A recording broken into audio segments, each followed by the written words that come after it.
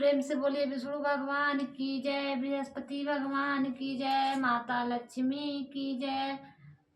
मैं आज बृहस्पतिवार का व्रत कथा सुनाने जा रही हूँ। आज बृहस्पतिवार का दिन है, आप लोग ध्यान से सुनिएगा। प्राचीन समय की बात है, एक बड़ा प्रतापी तथा दानी राजा था। वह प्रत्येक गुरुवार को व्रत रखता एवं पूजन करता था। यह उसकी रानी को अच्छा नहीं लगता था। न तो वह व्रत करती और न किसी को एक पैसा दान में देती थी। राजा को भी वह ऐसा करने से मना किया करती थी। एक समय की बात है कि राजा शिकार खेलने वन को चले गए। घर पर रानी और दासी थी। उस समय गुरु बृहस्पति देव साधु का रूप धारण कर राजा के दरवाजे पर भिक्षा मांगने आए। साधु ने रानी से भिक्षा मांगी तो वह कहने लगी, हे साधु महाराज, मैं इस दान और पुण्य से तंग आ गई हूँ। आप कोई ऐसा उपाय बताएं जिससे यह सारा धन मेरा नष्ट हो जाए तथा मैं आराम से रह सकूं। साधु बोले, साधु रूपी बृहस्पति देव ने कहा, हे देवी, तुम बड़ी विचित्र हो। संतान और धन से कोई दुखी नहीं होता है।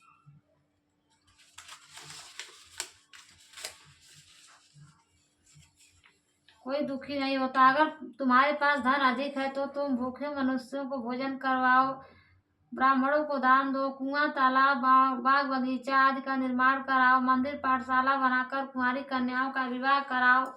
धन को शुभ कार्य में खर्च करो जिससे तुम्हारे दोनों लोग सुधरे और तुम्हारे पितृ लोग प्रसन्न हो। परंतु साधु की इन बात से रानी खुश नहीं हुई। उसने कहा, मुझे ऐसे धन की आवश्यकता नहीं जिसे मैं अन्य लोगों को दान दूं तथा जिसको संभालने में ही मेरा सारा समय नष्ट हो जाए। साधु ने कहा, यदि तुम्हारी ऐसी इच्छा है तो जैसा मैं तुम्हें बताता हूँ तुम ऐसा ही करना। बृहस्पतिवार के दिन घर को गोबर से लीपना, अपने केसों को पीली मिट्टी से धोना, केसों को धोते समय स्नान करना, राजा से कहना हजामत बनाने को कहना, भोजन में मांस मदिरा खाना, कपड़ा धोबी के यहाँ धुलने डालना। इस प्रकार 7 बृहस्पतिवार के करने से तुम्हारा समस्त धन नष्ट हो जाएगा। इतना कहकर साधु बने बृहस्पति देव अंतर ध्यान हो गए। साधु के कहे अनुसार करते हुए रानी को 3 बृहस्पतिवार ही बीते थे कि उसकी समस्त धन संपत्ति नष्ट हो गई। भोजन के लिए परिवार तरसने लगा। एक दिन राजा रानी से बोला, हे रानी, तुम यहीं पर रहो, मैं दूसरे देश को जाता हूँ, क्योंकि यहाँ पर मुझे सभी मनुष्य जानते हैं, इसलिए मैं यहाँ कोई छोटा कार्य नहीं कर सकता। ऐसा कहकर राजा परदेश चला गया। वहाँ वह जंगल में लकड़ी काट कर लाता और शहर में बेचता। इस तरह वह अपना जीवन व्यतीत करने लगा। इधर राजा के बिना रानी और दासी दुखी रहने लगी। एक समय जब रानी और दासियों को 7 दिन बिना भोजन के रहना पड़ा तो रानी ने अपनी दासी से कहा, हे दासी, पास ही के नगर में मेरी बहन रहती है, वह बड़ी धनवान है, तू उसके पास जाए और कुछ ले आ,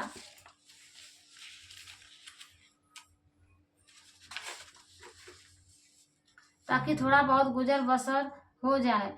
दासी रानी की बहन के घर गई।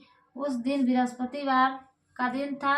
रानी की बहन उस समय बृहस्पतिवार की कथा सुन रही थी। दासी ने रानी की बहन को अपनी रानी का संदेश दिया, लेकिन रानी की बहन ने कोई उत्तर नहीं दिया। जब रानी की बहन से कोई उत्तर नहीं मिला तो वह बहुत दुखी हुई, उसे क्रोध भी आया। दासी ने वापस आकर रानी को सारी बात बता दी। सुनकर रानी ने अपने भाग्य को कोसा।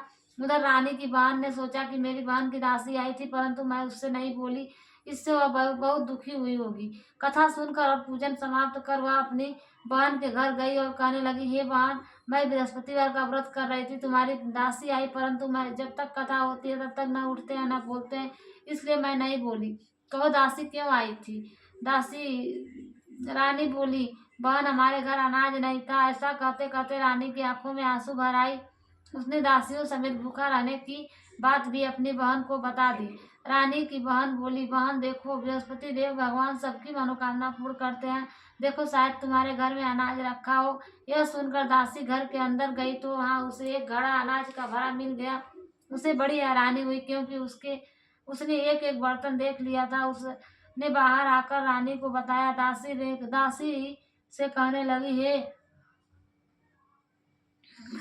कहने लगी, हे रानी, जब हमको अन्न नहीं मिलता तो हम रोज ही तो व्रत रहते हैं, इसलिए क्यों ना हम इनसे व्रत और कथा की विधि पूछ ली जाए। हम भी व्रत किया करें। दासी के कहने पर रानी ने अपनी बहन से बृहस्पतिवार व्रत के बारे में पूछा। उसकी बहन ने बताया बृहस्पतिवार के व्रत में चने की दाल और मुनक्का से विष्णु भगवान का केले की जड़ में पूजन करें तथा दीपक जलाएं, पीला भोजन करें तथा पीला वस्त्र पहने। इससे गुरु भगवान प्रसन्न होते हैं, मनोकामना पूर्ण करते हैं। व्रत और पूजन की विधि बताकर रानी की बहन अपने घर लौट गई। रानी और दासी दोनों ने निश्चय किया कि बृहस्पति भगवान का पूजन जरूर करेंगे। 7 रोज बाद जब बृहस्पतिवार आया तो उन्होंने व्रत रखा और गुड़साल में जाकर चना गुड़ और बीन लाई तथा उसकी दाल से केले की जड़ तथा विष्णु भगवान का पूजन किया। अब पीला भोजन कहाँ से आवे वो बड़ी दुखी हुई, परंतु उन्होंने व्रत किया था इसलिए बृहस्पति भगवान प्रसन्न थे। एक साधारण मनुष्य के रूप में 2 थालों में सुंदर पीला भोजन लेकर आए।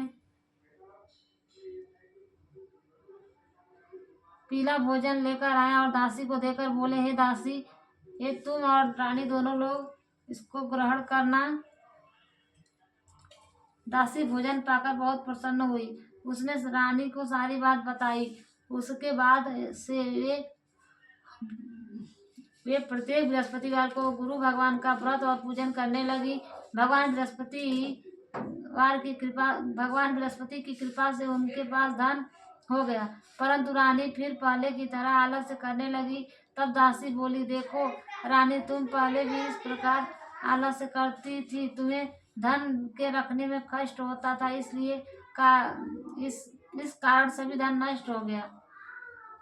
अब गुरु भगवान की कृपा से धन मिला है तो फिर तुम्हें आलस्य होता है। बड़ी मुसीबतों के बाद हमने यह धन पाया, इसलिए हमें दान पुण्य करना चाहिए। हमें भूखे मनुष्यों को भोजन कराना चाहिए, ब्राह्मणों को दान दो, कुआं, तालाब, पहाड़ी, बाग, बगीचों आदि का निर्माण कराओ, मंदिर पाठशाला बनाकर कुंवारी कन्याओं का विवाह कराओ, अर्थात धन को शुभ कार्यों में खर्च करो, जिससे तुम्हारे कुल का यश बढ़े तथा स्वर्ग प्राप्त हो और पितर प्रसन्न हो। दासी की बात मानकर रानी शुभ कर्म करने लगी। उसका यश फैलने लगा। एक दिन रानी और दासी आपस में विचार करने लगी कि न जाने राजा किस दशा में होंगे, उनकी कोई खोज खबर भी नहीं है। उन्होंने श्रद्धापूर्वक गुरु बृहस्पति भगवान से प्रार्थना की, राजा जहाँ कहीं भी हो शीघ्र वापस आ जाए। उधर राजा प्रदेश में बहुत दुखी रहने लगे। वह प्रतिदिन जंगल में लकड़ी बीनकर लाते और उसे शहर में बेचकर अपने दुखी जीवन को बड़ी कठिनता से बिताते थे।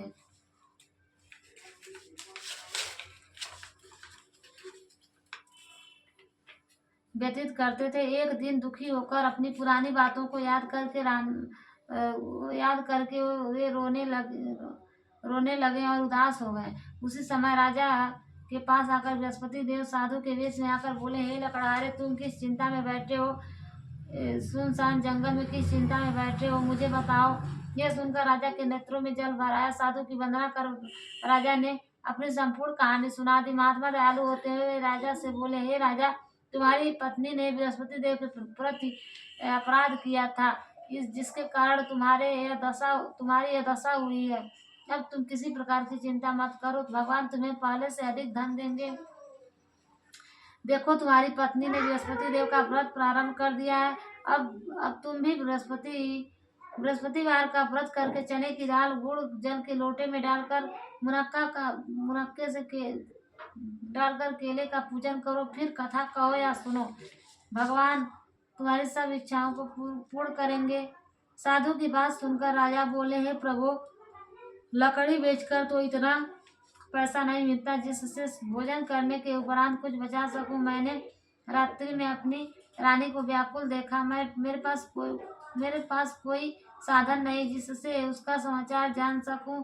फिर मैं बृहस्पतिवार की क्या कहानी कहूँ, यह भी मुझको मालूम नहीं है। साधु ने कहा, हे राजा, मन में बृहस्पति भगवान के पूजन व्रत का निश्चय करो, वे स्वयं कोई रास्ता दिखा देंगे।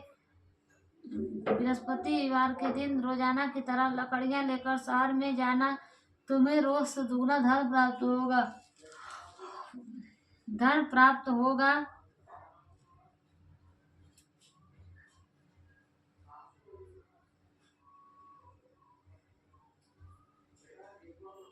जिससे तुम भली भांति भोजन कर लोगे तथा बृहस्पति देव की पूजा का सामान भी आ जाएगा।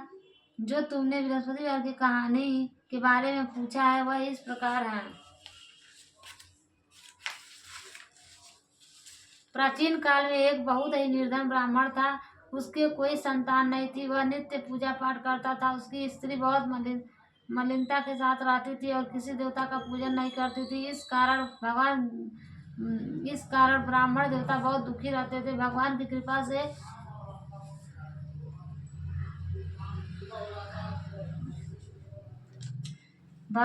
कृपा से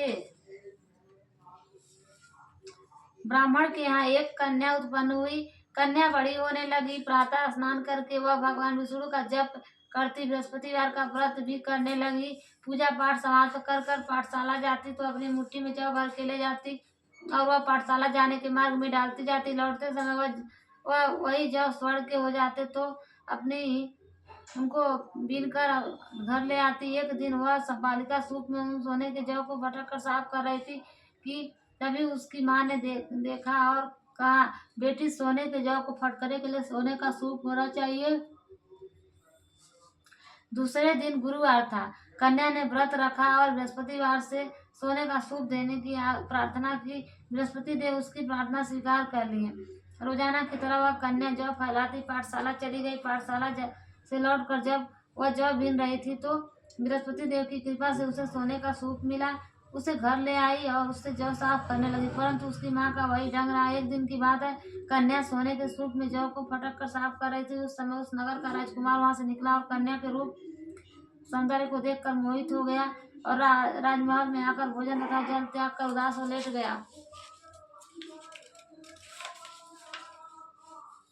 लेट गया। राजा को जब राजकुमार द्वारा अन्न जल त्यागने का समाचार ज्ञात हुआ तो अपने मंत्रियों के साथ वह अपने पुत्र के पास गए और कारण पूछे। राजकुमार ने राजा को उस लड़की के घर का पता भी बतला दिया। मंत्री उस लड़की के घर गए और मंत्री ने ब्राह्मण के समक्ष राजा की ओर से निवेदन किया। कुछ ही दिन बाद ब्राह्मण की कन्या का विवाह राजकुमार के साथ संपन्न हो गया। कन्या के घर से जाते ही ब्राह्मण के घर में पहले की भांति गरीबी का निवास हो गया। एक दिन दुखी होकर ब्राह्मण अपनी पुत्री से मिलने गए। बेटी ने पिता की अवस्था को देखा और अपनी माँ का समाचार पूछा। ब्राह्मण ने सभी हाल कह सुनाया। कन्या ने बहुत सा धन देकर अपने पिता को विदा कर दिया, लेकिन कुछ दिन बाद फिर वही हाल हो गया। ब्राह्मण फिर अपनी कन्या के यहाँ गया और सभी हाल कहा तो पुत्री बोली, पिताजी आप माताजी को यहाँ लिवा लाओ, मैं उन्हें विधि बता दूंगी जिससे गरीबी दूर हो जाए। ब्राह्मण देवता अपनी स्त्री को साथ लेकर अपनी पुत्री के पास राजमहल पहुंचे तो पुत्री अपनी माँ को समझाने लगी, हे माँ, तुम प्रातः काल स्नान करके विष्णु भगवान का पूजन करो, सब दरिद्रता दूर हो जाएगी। परंतु उसकी माँ ने उसकी एक भी बात नहीं मानी। प्रातः काल उठकर अपनी पुत्री का बच्चा जूठा खा लेती थी। एक दिन उसकी पुत्री को बहुत गुस्सा आया। उस अपने माँ को एक कोठरी में बंद कर दिया। प्रातः उसे में से निकाल कर स्नान करा के पूजा पाठ करवाया। उसकी माँ की बुद्धि ठीक हो गई। इसके बाद वह नियम से पूजा पाठ करने लगी और प्रत्येक बृहस्पतिवार को व्रत करने लगी। इस व्रत के प्रभाव से मृत्यु के बाद वह स्वर्ग को प्राप्त हुई। वह ब्राह्मण भी सुख पूर्वक इस लोक का सुख भोग कर स्वर्ग को प्राप्त हुआ। इस तरह कहानी कहकर साधु देवता वहां से लोप हो गए। धीरे धीरे समय व्यतीत होने पर फिर बृहस्पतिवार का दिन आया। राजा जंगल से लकड़ी काट कर शहर में बेचने गया। उसे उस दिन और दिनों से अधिक धन मिला। राजा ने चना गुड़ आदि लाकर बृहस्पतिवार का व्रत किया। उस दिन उसके सभी क्लेश दूर हो गए, परंतु जब अगले बृहस्पतिवार का दिन आया तो बृहस्पतिवार का व्रत करना भूल गया। इस कारण बृहस्पति भगवान नाराज हो गए। उस दिन उस नगर के राजा ने विशाल यज्ञ का आयोजन किया तब तथा समस्त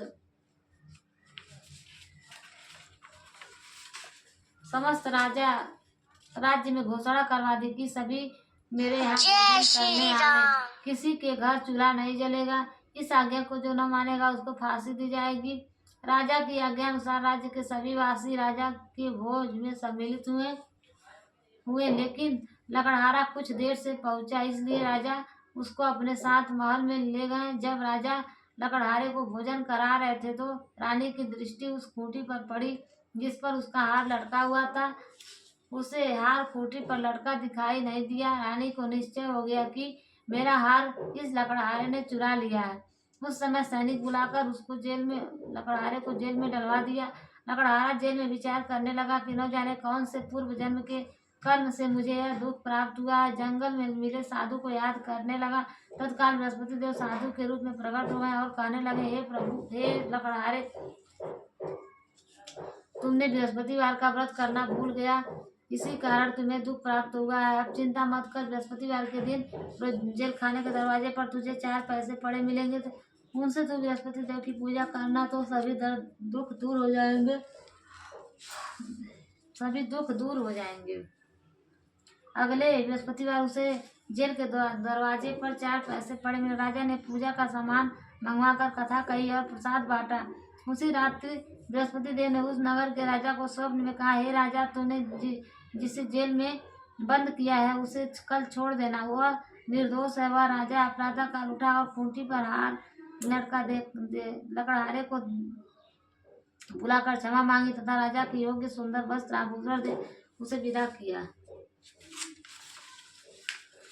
गुरुदेव का आज्ञा अनुसार राजा अपने नगर को चल दिया। राजा ने जब नगर के निकट पहुंचा तो उसे बड़ा आश्चर्य हुआ। नगर के पहले से अधिक बाग, तालाब और कुएं तथा बहुत से धर्मशालाएं, मंदिर आदि बने हुए हैं। राजा ने पूछा, यह सब किसका है? तब सब लोग कहने लगे, सब रानी और दासी द्वारा बनवाए गए हैं। राजा को आश्चर्य हुआ और गुस्सा भी आया कि उसकी अनुपस्थिति में रानी के पास धन कहाँ से आया होगा। जब रानी ने यह खबर सुनी कि राजा आ रहे हैं, उसने अपनी दासी से कहा, हे दासी, देख, राजा हमको कितनी बुरी हालत में छोड़ गए थे, वो हमारी ऐसी हालत देखकर लौट न जाए, इसलिए तू दरवाजे पर खड़ी हो जा। रानी की आज्ञा अनुसार दासी दरवाजे पर खड़ी हो गई और राजा आए तो उन्हें अपने महल में लिवा लाई। तब राजा ने क्रोध करके अपनी तलवार निकाली और पूछने लगे, बताओ, यह धन तुम्हें कैसे प्राप्त हुआ है?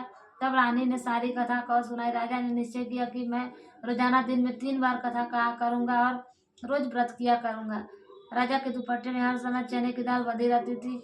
दिन में 3 बार कथा कहता है। एक रोज राजा ने विचार किया कि चलो अपनी बहन के यहाँ आऊँ। इस तरह कहानी निश्चय राजा घोड़े पर सवार हुआ अपनी बहन के यहाँ चल दिया। मार्ग में उसने देखा कि कुछ आदमी एक मुर्दे को लिवा जा रहे हैं। उन्हें रोककर राजा कहने लगा, अरे भाइयों, मेरी बृहस्पतिवार की कथा सुन लो। ये बोले, लो, हमारा आदमी मर गया है, ये इसको अपनी कथा की पड़ी है, अपनी कथा की पड़ी। परंतु कुछ आदमी बोले, अच्छा कहो, हम तुम्हारी कथा भी सुनेंगे। राजा ने दाल निकाली और कथा कहनी शुरू कर दी। जब कथा आधी हुई तो मुर्दा हिलने लगा और जब कथा समाप्त हो गया तो मुर्दा राम राम कर खड़ा हो गया। राम राम कह के खड़ा हो गया। राजा आगे बढ़ा। उसे चलते चलते शाम हो गई। आगे मार्ग में उसे एक किसान खेत में हल चलाता मिला। राजा ने उससे कथा सुनने का आग्रह किया, लेकिन वह नहीं माना। राजा आगे चल पड़ा। राजा के हटते ही बैल पछाड़ खाकर गिर गया तथा किसान के पेट में बहुत जोर दर्द होने लगा। उसी समय किसान की पत्नी रोटी लेकर आई। उसने जब देखा तो अपने पुत्र से सब हाल पूछा। बेटे ने सभी हाल बता दिया। बुढ़िया दौड़ी दौड़ी उस घुड़सवार के पास गई और उससे बोली, मैं तेरी कथा सुनूंगी, तू अपनी कथा मेरे खेत पर चल कर कहना। राजा ने लौटकर बुढ़िया के खेत पर जाकर कथा कही। इसके सुनते ही बैल खड़े हो गए तथा किसान के पेट का दर्द बंद हो गया। राजा अपनी बहन के घर पहुंच गया। बहन ने भाई की खूब मेहमानी की। दूसरे रोज प्रातः काल राजा जगा तो देखने लगा कि सब लोग भोजन कर रहे हैं। राजा ने अपनी बहन से कहा, कोई ऐसा मनुष्य जिसने भोजन नहीं किया हो, मेरी बृहस्पतिवार की कथा सुन ले। बहन बोली, है भैया, यह देश ऐसा ही है, पहले यहाँ पे लोग भोजन करते हैं, बाद में कोई अन्य काम करते हैं। फिर वो एक कुम्हार के घर गई जिसका लड़का बीमार था। उसे मालूम हुआ कि उसके यहाँ 3 दिन से किसी ने खाना नहीं खाया है। रानी ने अपनी भाई की कथा सुनने के लिए कुम्हार से कहा। वह तैयार हो गया। राजा ने जाकर बृहस्पतिवार की कथा कही, जिसको सुनकर उसका लड़का ठीक हो गया। अब तो राजा की प्रशंसा होने लगी। एक दिन राजा ने अपनी बहन से कहा, हे बहन, मैं अपने घर को जाऊंगा, तुम भी तैयार हो जाओ। राजा की बहन ने अपनी सास से आज्ञा मांगी। सास बोली, चली जाना, परंतु अपने लड़कों को मत ले जाना, क्योंकि तो तेरे भाई को कोई संतान नहीं होती है। बहन ने अपने भैया से कहा, हे भैया, मैं तो चलूंगी, कोई बालक नहीं तब जाएगा। अपनी बहन को बड़ी दुखी मन से छोड़कर राजा अपने नगर को लौट आया। अपनी रानी से सारी वो कथा कही और बिना भोजन किए शैया पर लेट गया। रानी बोली, हे प्रभु, बृहस्पति देव हमें सब कुछ दिए हैं, हमें संतान अवश्य देंगे, संतान अवश्य देंगे। उसी रात बृहस्पति देव ने राजा को स्वप्न में कहा, हे राजा, उठ, सभी सोच को त्याग दे, तेरी रानी गर्भवती है। राजा को यह जानकर बड़ी खुशी हुई। 9वें महीने में उसके गर्भ से एक सुंदर पुत्र पैदा हुआ। राजा ने रानी से रानी से बोले, रानी, स्त्री बिना भोजन के रह सकती है, बिना कहे नहीं रह सकती। जब मेरी बहन आए तब तुम उससे कुछ मत कहना। रानी ने कहा, हाँ कर दी। जब राजा की बहन ने शुभ समाचार सुना तो बहुत खुश हुई, तो बधाई लेकर अपने भाई के यहाँ आई। रानी ने तब उसे आने का बुलाना दिया। जब भाई अपने साथ ला रहे थे तब नहीं आए टाल गई, उनके साथ नहीं आई। आज अपने आप ही भागी भागी बिना बुलाए आ गई। तो राजा की बहन बोली, भाई मैं इस प्रकार नहीं कहती तो तुम्हें संतान कैसे होती। बृहस्पति देव ऐसे ही हैं, वो सभी मनोकामनाओं को पूर्ण करते हैं। जो सद्भावना पूर्वक बृहस्पतिवार का व्रत करता है एवं कथा पढ़ता है, वह सुनता है, दूसरे को सुनाता है, उसकी सभी मनोकामनाएं विष्णु भगवान पूर्ण करते हैं, उनकी सदा रक्षा करते हैं। जो संसार में सद्भावना से गुरुदेव का पूजन एवं व्रत सच्चे हृदय से करते हैं, उनकी सभी मनोकामनाएं वैसे ही पूर्ण होती हैं। जैसे रानी और राजा का बृहस्पति देव की कथा के गुणगान किया तो उनकी सभी इच्छाएं बृहस्पति देव जी ने पूर्ण की। अनजाने में उनकी उपेक्षा ना करें, ऐसा करने से सुख शांति नष्ट हो जाती है। इसलिए सबको कथा सुनने के बाद प्रसाद लेकर जाना चाहिए। हृदय से उनका मनन करते हुए जयकारा बोलना चाहिए। बोलिए विष्णु भगवान की जय, माता लक्ष्मी की जय, बृहस्पति भगवान की जय।